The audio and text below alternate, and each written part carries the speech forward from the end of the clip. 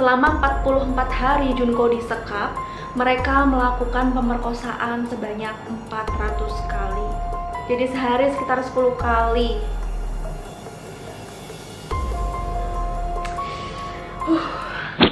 Hai semua, welcome back to my YouTube channel Hello Dina. Terima kasih udah klik video ini. Di video kali ini aku ingin menceritakan salah satu cerita kriminal dari Jepang yang menurut aku cerita itu sadis banget. Dan mungkin sebagian dari kalian juga udah tahu karena kalian udah baca di video aku.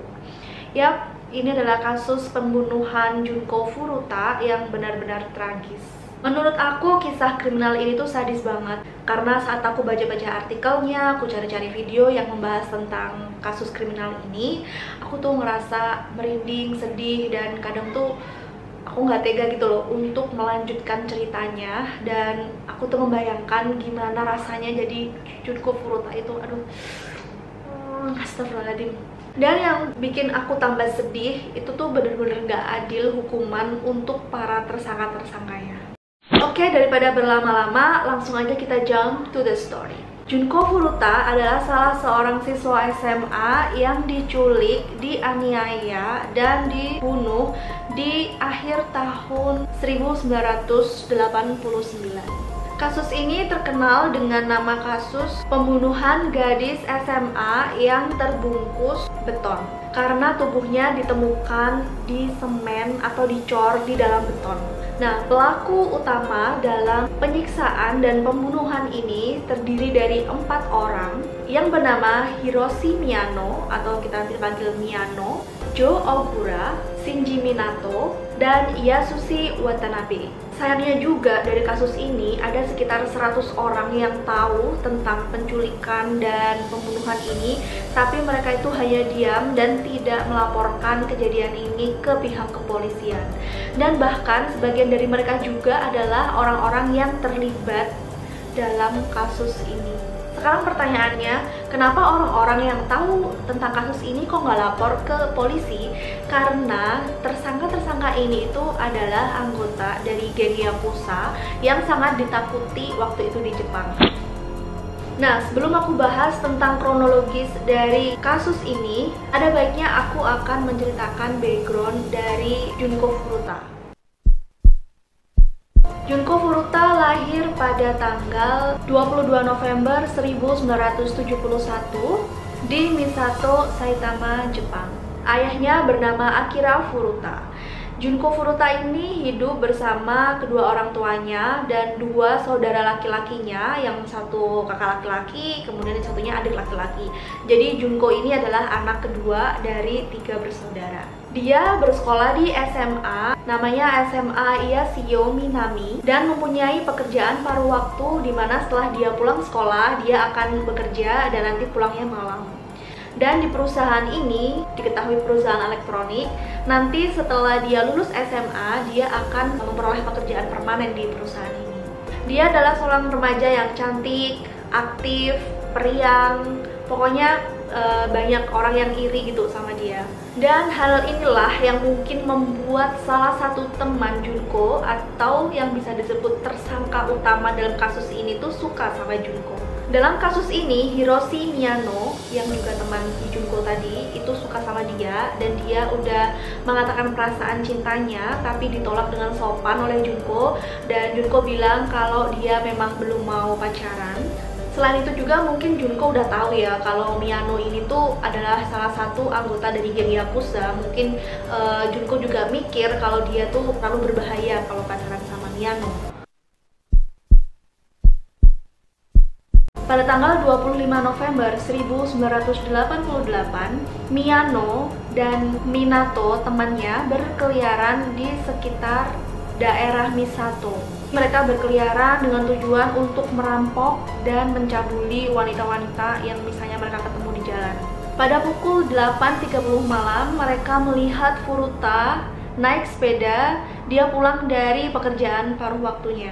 Nah, pucuk dicita, pulang pun tiba. Miyano berkata kepada Minato untuk mengganggu Junko, dan nantinya Miyano akan berpura-pura untuk menolong Junko. Di bawah perintah Miyano, Minato menendang sepeda Junko sampai Junko itu tersungkur dan merasa takut. Setelah itu Minato lari.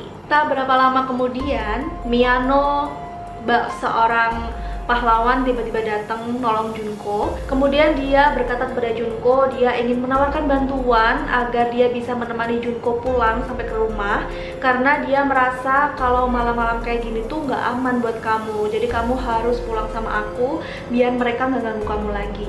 Dan Junko pun menerima tawaran itu. Di saat perjalanan, Junko merasa aneh karena dia tidak diarahkan ke rumahnya, melainkan dia diarahkan ke jalan lain. Dan benar, akhirnya mereka berhenti di sebuah gudang tua. Dan apa yang terjadi? Miyano mengancam Junko, dan akhirnya di gudang tua itu Miyano memperkosa Junko. Kejadiannya nggak berhenti di gudang ini saja. Setelah memperkosa Junko di gudang, Miyano membawa Junko ke hotel, dan Miyano telepon tuh ke teman-temannya yang 3 tadi. Tahu nggak sih, Junko ada di hotel nih, aku habis perkosa dia.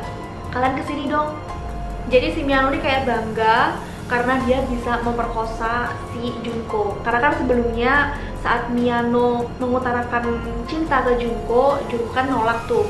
Dan Junko ini adalah satu-satunya wanita yang berani nolak cinta Miyano. Jadi Miyano tuh ngerasa bangga karena dia udah bisa memperkosa si Junko. Dia telepon ke teman-temannya, dan teman-temannya disuruh lihat, suruh ke hotel. Akhirnya temennya udah datang semua ke hotel. Salah satu temennya yang namanya Jo Ogura, dia bilang ke Miyano untuk jangan melepaskan Junko dulu agar mereka bisa perkosa Junko juga. Jadi akhirnya mereka berempat itu memperkosa Junko rame-rame gitu, giliran gitu di hotel. Pada pukul 3 pagi di tanggal 26 November keesokan harinya, Junko dibawa ke sebuah taman dan diancam lagi oleh mereka. Mereka mengancam kalau mereka dan geng Yakuza akan membunuh orang tua atau keluarganya Junko kalau Junko berani mencoba untuk melarikan diri. Di situ tentu saja Junko udah nggak bisa ngapa-ngapain dan dia pasrah terhadap semua perilaku mereka. Dari taman itu, Junko dibawa ke rumah orang tua salah satu dari keempat orang berandal ini yang namanya Minato, dimana rumah ini tuh biasanya digunakan base camp mereka untuk kumpul-kumpul gitu. Nah, tanggal 27 November orang tua Junko merasa Junko ini hilang karena udah sekitar 3 hari nggak pulang, dan mereka melaporkan kejadian ini ke kantor kepolisian. Karena laporan itu, polisi akhirnya melakukan investigasi untuk pencarian Junko, dan hal ini diketahui oleh Miyano dan teman-temannya. Setelah itu, Miyano dan teman-temannya mengancam Junko agar Junko itu telepon ke orang tuanya. Mereka menyuruh Junko bilang kalau Junko itu baik-baik aja dan dia tuh aman, sekarang dia sama teman-temannya. Dan Junko dipaksa oleh mereka agar Junko tuh bilang ke orang tuanya kalau investigasi ini dihentikan aja. Akhirnya orang tua Junko pun merasa, oh oke, anakku nggak apa-apa, anakku nggak hilang dan diculik. Jadi mereka kembali ke kantor polisi dan mereka mencabut laporannya. Dan setiap hari di rumah itu penyiksaan-penyiksaan yang dilakukan oleh 4 orang berandal ini terhadap Junko itu dilakukan dengan sangat-sangat kejam. Berdasarkan sumber yang aku baca, selama 44 hari Junko disekap, mereka melakukan pemerkosaan sebanyak 400 kali. Jadi 400 dibagi 44. Jadi sehari sekitar 10 kali.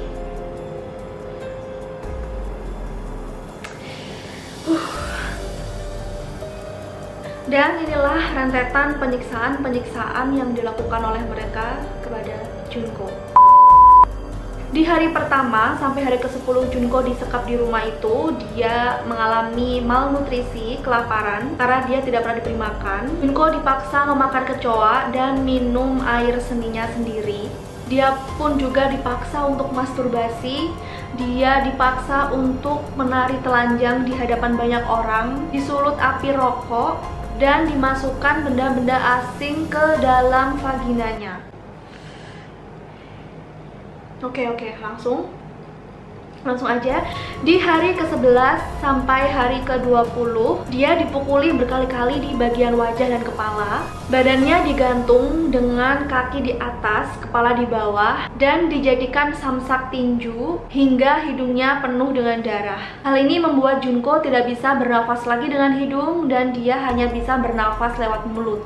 Kemudian dumbbells besi dilempar ke perut Junko sehingga membuat organ dalam perut Junko itu rusak, dan hal ini membuat Junko tidak bisa menerima makanan atau minuman lagi karena saat dia makan atau meminum sesuatu itu langsung muntah. Di salah satu hari antara hari ke-11 dan 20 ini, Junko sempat berusaha untuk melarikan diri, tapi sayangnya diketahui oleh salah satu dari 4 berandal ini, dan karena marah akhirnya Junko diberi hukuman karena dia mencoba melarikan diri. Dan hukumannya itu adalah mereka menyulut rokok dan mereka sulut di lengannya Junko. Setelah itu menyiram minyak di tangan dan kaki Junko dan mereka membakarnya. Gak hanya itu aja, mereka masukin botol ke anusnya Junko hingga Junko pendarahan hebat.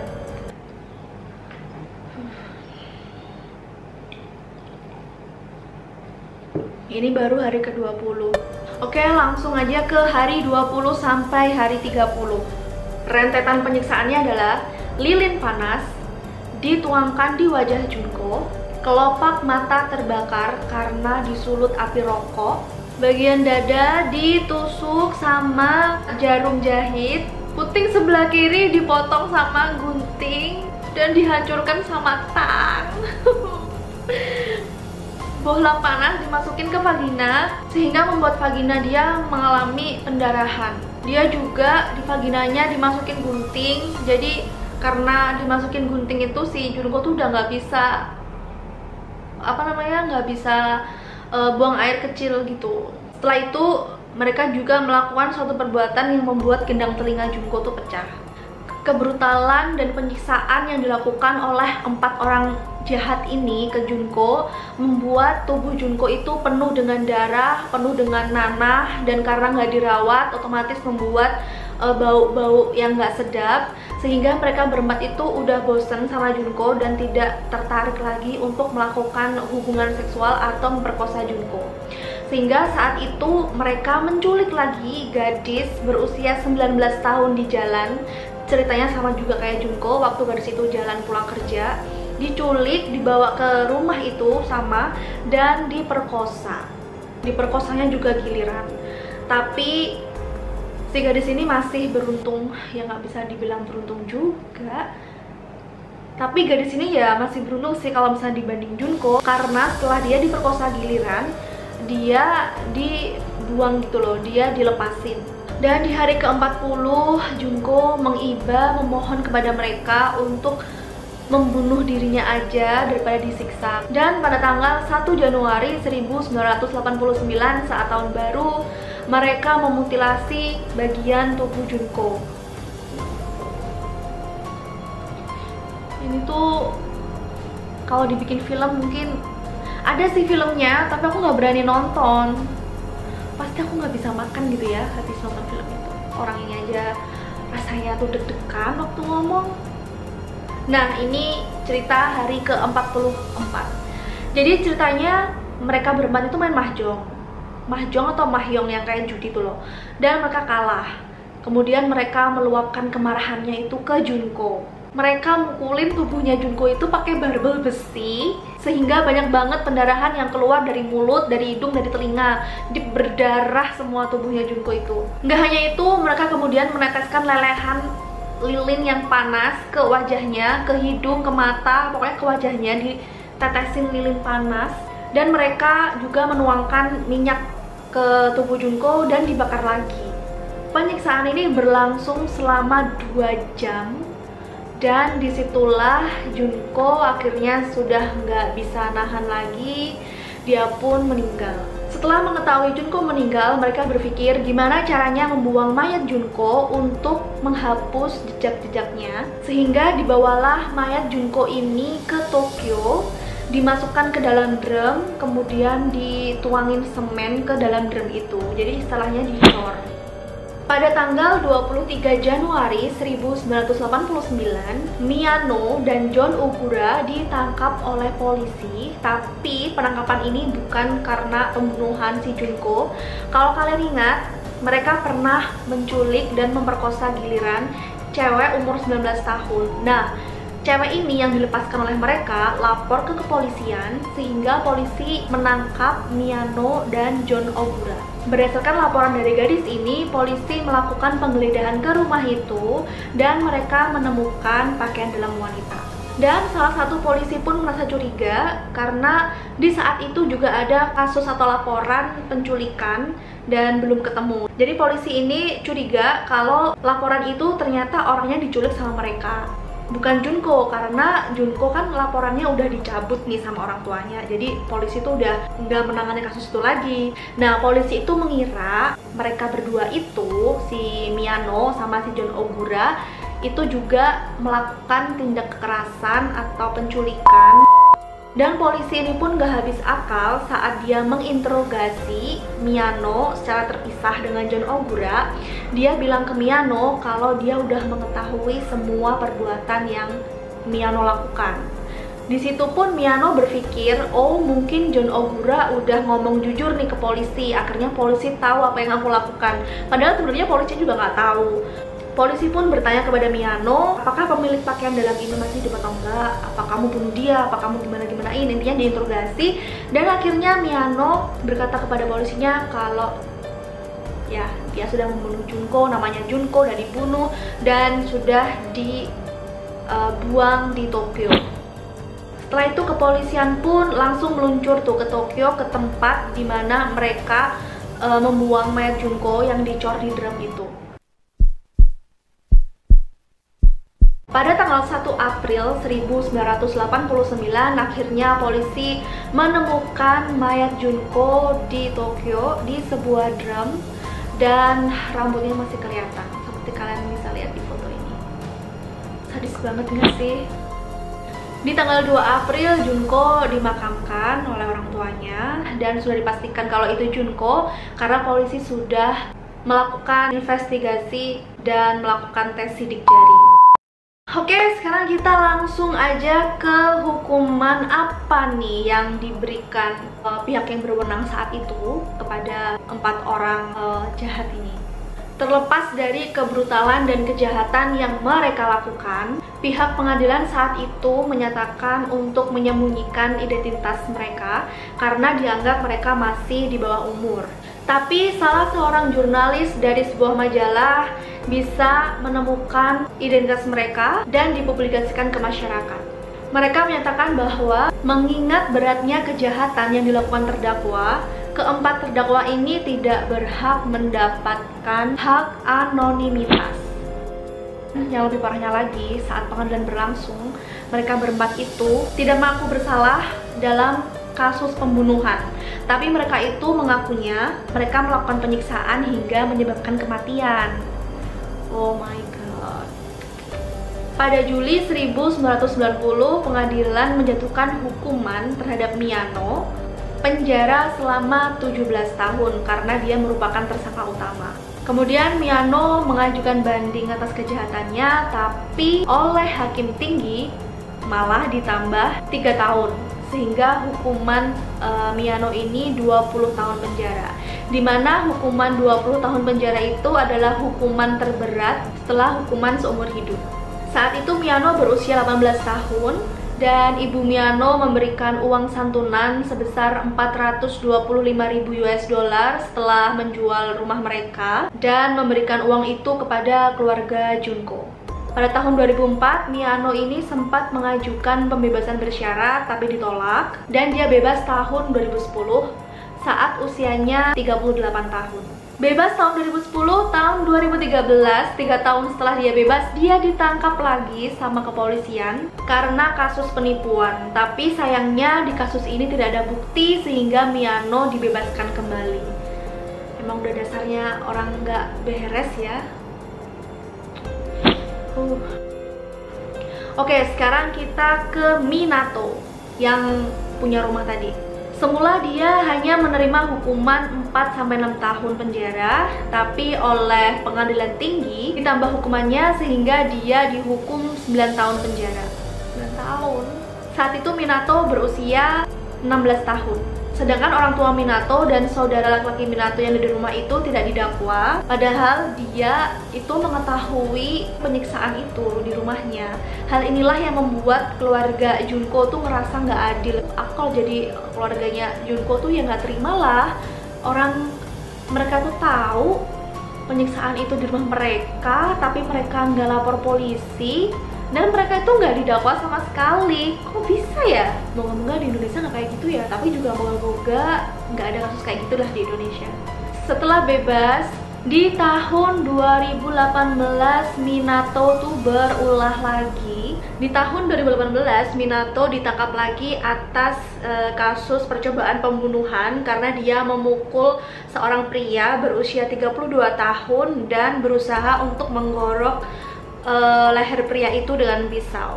Jadi emang dia tuh berandal banget. Kemudian untuk Yasushi Watanabe, awalnya dia dijatuhi hukuman 3 tahun penjara, tapi oleh hakim tinggi diberikan tambahan lagi yaitu 5 tahun penjara. Saat itu dia masih berusia 17 tahun. Kemudian untuk Jo Ogura, dia mendapatkan hukuman selama 8 tahun penjara dan pada tahun 1999 dia dibebaskan. Dan pada Juli 2004 Jo Ogura masuk penjara lagi karena dia terlibat kasus pembunuhan. Emang nih, astagfirullahaladzim. Ya emang begitulah ini ceritanya, bener-bener ngeri. Dan karena Jo Ogura ini masuk ke penjara lagi, nggak tahu kenapa ibunya Jo Ogura ini tuh marah-marah dan dia menghancurkan makam Junko. Di makam Junko sambil dihancurkan tuh dia ngomel-ngomel, dia tuh bilang kalau gara-gara Junko anaknya itu jadi sial. Oh my god. Jadi ya anak kalau lahirnya dari ibu yang kayak gitu ya jadinya kayak gitulah. Tuh 11-12 anak sama ibu. Terus dilaporkan juga ayahnya dari Jo Ogura ini memberikan uang kepada Jo Ogura untuk diberikan kepada orang tua Junko, tapi uang ini malah dihambur-hamburkan oleh Jo Ogura untuk membeli barang-barang mewah dan untuk foya-foya. Dan hukuman bagi para tersangka atau pelaku ini, sebagian besar orang itu bilang ini tuh nggak adil. Dan ya bener, menurutku juga nggak adil karena mereka itu bener-bener udah nggak punya otak kemanusiaan lagi gitu loh. Mereka tuh udah nggak ada rasa kemanusiaannya. Walaupun mereka udah dihukum, buktinya beberapa di antara mereka setelah keluar, mereka tetap melakukan kejahatan-kejahatan lagi. Jadi itu bikin nggak aman gak sih? Dan selama persidangan dikabarkan ada orang yang pingsan karena mendengar cerita di persidangan itu. Mereka tuh nggak kuat dan akhirnya ada yang pingsan gitu loh. Saking ngenesnya, saking sedihnya. Dan dikabarkan juga ibu dari Junko mengalami depresi yang harus membuat dia berobat ke psikiater. Pemakaman Junko dilakukan pada tanggal 2 April 1989 dan ada salah satu surat dari temannya saat dibacakan di pemakamannya yang bunyinya tuh menyentuh banget. Junchan, selamat datang kembali. Saya tidak pernah bermimpi bahwa akan bertemu kamu dengan cara seperti ini. Kamu pasti sangat kesakitan, sangat menderita. Kebahagiaan yang kami semua buat untuk festival sekolah terlihat sangat bagus untukmu. Kami tidak akan pernah melupakanmu. Saya telah mendengar bahwa kepala sekolah telah memberimu sertifikat kelulusan. Jadi kita lulus bersama-sama, kita semua. Junchan, tidak ada lagi rasa sakit, tidak ada lagi penderitaan. Silahkan beristirahat dengan tenang. Bos Junko dari perusahaan elektrik di mana dia bekerja paruh waktu memberikan seragam kepada orang tua Junko untuk diletakkan di peti matinya. Jadi seragam ini adalah seragam yang akan dipakai Junko nanti kalau misalnya dia udah lulus sekolah dan kerja di perusahaan itu. Oke, sekian ceritaku hari ini. Akhirnya selesai juga. Gimana menurut kalian guys? Kalau menurutku ini tuh hukumannya nggak setimpal banget sama apa yang mereka lakukan. Coba kalian tulis di kolom komen ya. Terima kasih semua yang udah nonton video ini. Kurang lebihnya aku mohon maaf. Kalau kalian suka video ini, tolong di like. Dan jangan lupa ide serta saran aku tunggu di komen. Yang paling penting juga jangan lupa subscribe, karena subscribe itu gratis. Dan kalau kalian subscribe, ini akan bikin aku lebih semangat lagi bikin video-video yang lain. Dan see you on the next video. Bye-bye.